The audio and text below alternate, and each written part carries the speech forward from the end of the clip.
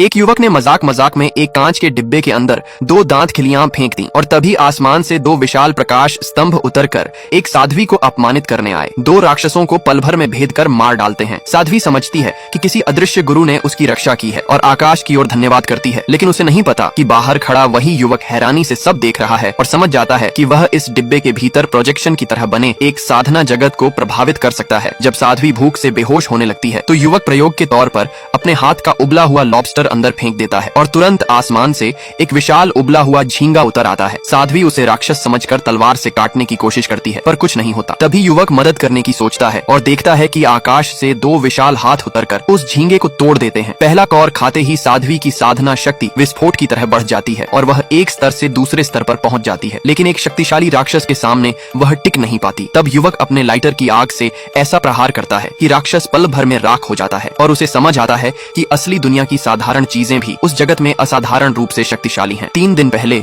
एक बूढ़े आदमी ने उसे जबरन 800 रुपए में यह रहस्यमयी कांच का डिब्बा बेचा था। घर लाकर उसने देखा कि उसके भीतर धुंध उठ रही है और एक जीवित साधना संसार दिखाई दे रहा है। वहाँ वह कई बार साध्वी को बचाता है। कृतज्ञ होकर साध्वी उसे अपनी तलवार भेंट करती है और डिब्बे से सचमुच एक जादुई तलवार बाहर निकल आती है जो अचानक उसे आकाश में उड़ाकर फिर सुरक्षित लौटा देती है और वह संकट के समय तलवार को नियंत्रित करने की विशेष शक्ति सीख लेता है। उधर जब साध्वी अपने आश्रम लौटती है तो देखती है कि सब 3 दिन से भूखे और कमजोर हैं। गुरु कहते हैं कि वे अब रक्षा नहीं कर सकते और उसे भाग जाने को कहते हैं, पर साध्वी बताती है कि उसे ढाका आकाश पृथ्वी नाम के एक महान अस्तित्व की सहायता मिली है और वह विशाल झींगा दिखाती है। सब खुश हो जाते हैं, लेकिन गुरु कहते हैं कि उनकी वज्र शक्ति कम हो गई है। बाहर खड़ा युवक चिंतित होता है, पर 21वीं सदी का लड़का होने के कारण उसे अचानक टीवी रिमोट की बैटरी याद आती है। वह बैटरी अंदर फेंक देता है और तुरंत आकाश से भयानक बिजली गिरकर एक अज्ञात शक्ति का वस्तु बना देती है। गुरु जैसे ही पास जाते हैं तेज ऊर्जा से दूर जा गिरते हैं। एक और शिष्य छूते ही प्राण त्याग देता है। तब सब समझ जाते हैं कि यह शक्ति उनकी साधना की सीमा से कहीं ऊपर है और वही युवक सचमुच असीम शक्ति वाला है।